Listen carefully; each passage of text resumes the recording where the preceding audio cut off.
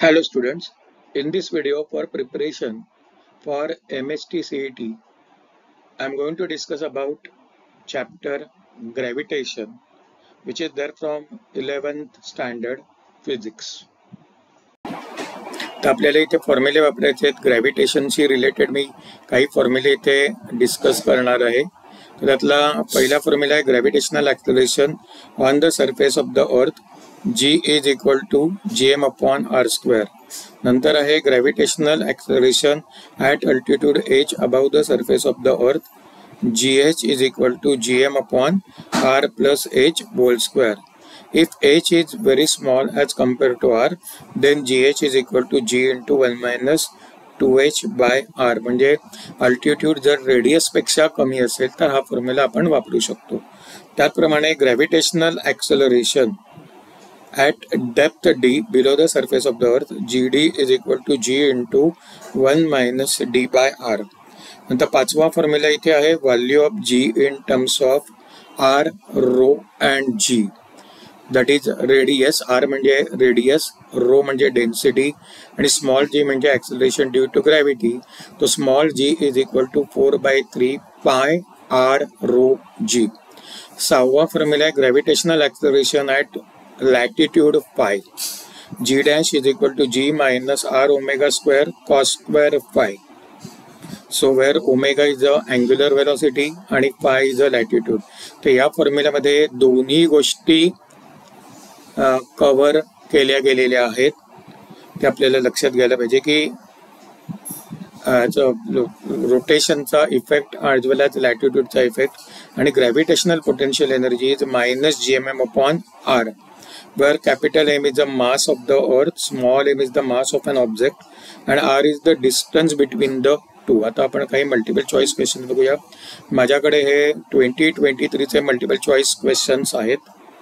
So earth is assumed to be sphere of radius r if g phi is the value of effective acceleration due to gravity at latitude 30 degree and g is the value at equator, then the value of g minus g phi is omega is the angular velocity of rotation of the earth आणि cos 30 दिला आपल्याला √3/2.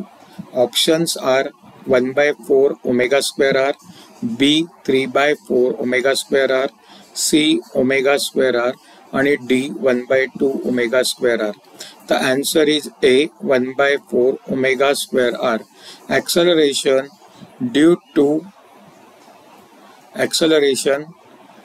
due to gravity at latitude phi is given by g phi is equal to g minus r omega square cos square phi. हे आपल्याला लक्षात ठेवायचं आहे.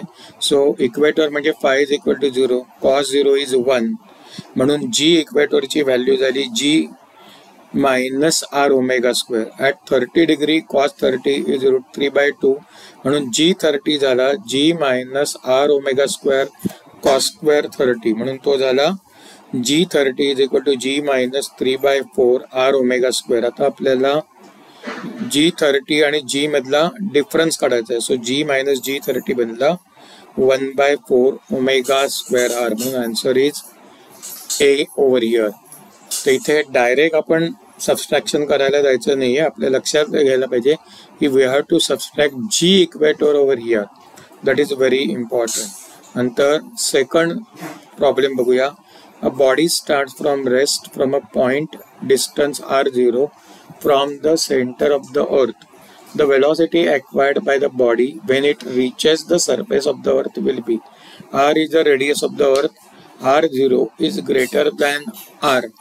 So A option 2 gm under root of 1/r minus 1/r0, B under root of 2 gm into the bracket 1/r minus 1/r0, C 2 gm into the bracket 1/r minus 1/r0, D will be gm into the bracket 1/r minus 1/r0. Answer is B under root 2 gm into the bracket 1/r minus 1/r0. आता त्यांनी idea काय वापरली आहे की change in the potential एनर्जीचा उपयोग केलेला आहे त्यांनी इथे. See when the object is at a distance of r0 from the earth it will have certain potential energy and when it reaches to the surface of the earth it will have another potential energy. So the difference between these two potential energy must be equal to kinetic energy, आणि म्हणून त्यांनी लिहिले half mv² is equal to minus gmm upon r0, आणि दुसरं आहे minus of minus gmm upon r. फक्त फरक डिनॉमिनेटरला आहे, लक्षात घ्या विद्यार्थी मित्रांनो. बाकी न्यूमरेटर सेम आहे. तर आता स्मॉल एम कॅन्सल झालं, म्हणून आपल्याला मिळालं half v² is equal to gm upon r minus gm upon r0, कारण मायनस मायनस प्लस झाला. आता v² is equal to 2 times of this, म्हणून v is equal to square root of 2gm into the bracket 1/r minus 1/r0. आता आपण पुढचं numerical बघूया. Considering the earth to be sphere of radius r having uniform density rho, then the value of acceleration due to gravity g in terms of r, rho and g is a is equal to gm upon r square, b is 4/3 pi gr, c is under root 4/3 pi gr, and d is 3/4 pi gr. Answer is b 4/3 pi gr. आता हे already standard formula आहे. अर्थात हे जे काही फॉर्म्युले आपण मगाशी बघितले त्या सगळ्यांचे प्रूफ आपल्याला 11th स्टँडर्डला आहेत. मित्रांनो एक लक्षात घ्या, आता प्रूफची काही गरज नाही, आपल्याला फक्त स्टँडर्ड फॉर्म्युले लक्षात ठेवायचे आहेत. आणि फोर्थ न्यूमेरिकल आहे the masses and radii of the moon and the earth are m1 r1 and m2 r2 respectively. Their centers are at a distance d apart. What should be the minimum speed with which a body of mass m should be projected from the point midway between their centers so as to escape to infinity? Options are A g m1 plus m2 divided by d, b 2 times of square root of g into the bracket m1 plus m2 divided by d, c will be square root of m1 plus m2 divided by gd, and d m1 plus m2 divided by gd. Answer is B. त्याच्यासाठीचा diagram इथे बघू शकतो आपण की there is a bigger sphere with mass m1 radius r1, याला आपण A म्हटलंय. दूसरा smaller sphere which indicates the moon with mass m2 radius r2. They are separated by distance d.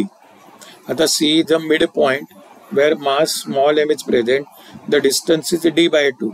But mass m is at a point C which is the midpoint of AB. The potential energy at C. So U is equal to minus g m1m upon d by 2 plus minus g m2m upon d by 2. आता हे काय झालं minus 2 times gm into the bracket m1 plus m2 divided by d. So binding energy, आता हे जे काही आहे ते बाइंडिंग एनर्जी मध्ये कन्वर्ट होणार. मग हा मायनस साइन रिमूव्ह केला की it will be considered as binding energy. See the negative sign indicates what? This much energy has to be supplied to this particular object m so that it will become free.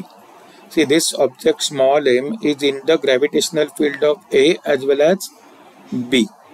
त्यामुळे त्याच्याकडे already काही potential energy आहे.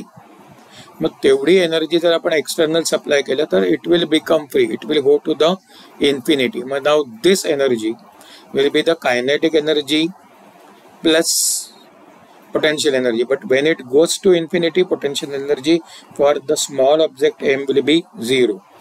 So half mv² is equal to 2gm into m1 plus m2 divided by d. Okay, so this will become small m will get cancelled. So this will become v² is equal to this 2 into 2, that is 4 times g into the bracket m1 plus m2 divided by d.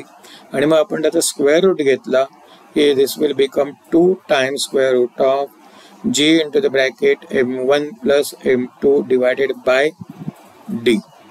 आता मित्रांनो मी हे 4 questions ग्रॅव्हिटेशनचे solve केलेले आहेत. असे n number of questions तुम्हाला जर तुम्ही कुठलेही स्टडी मटेरियल घेतलं तर तुम्हाला भरपूर क्वेश्चन्स मिळतील वेगवेगळ्या फॉर्म्युलावरती. तर मी काही सिलेक्टेड फॉर्म्युले घेतले, जसं पोटेन्शियल एनर्जी आहे, ॲक्सेलरेशन ड्यू टू ग्रॅव्हिटी आहे, त्याचे काही क्वेश्चन सॉल्व्ह केले. असे बरेच क्वेश्चन्स तुम्हाला बघायला मिळतील. हे क्वेश्चन असेच्या असे विचारले जातील याची कुठलीही गॅरंटी नाही, पण आपल्याला कशा प्रकारच्या गोष्टी प्रिपेअर करायच्या याचा अंदाज यावा म्हणून हा व्हिडिओ आहे. जर तुम्हाला आवडला असेल तर हे तुम्ही चॅनल शेअर करायला, सबस्क्राईब करायला मित्रांबरोबर विसरू नका. And thanks for watching. अजून असे मी काही व्हिडिओ घेऊन येणार आहेत, तेव्हा हे व्हिडिओ ऑब्झर्व करा. Once again thanks.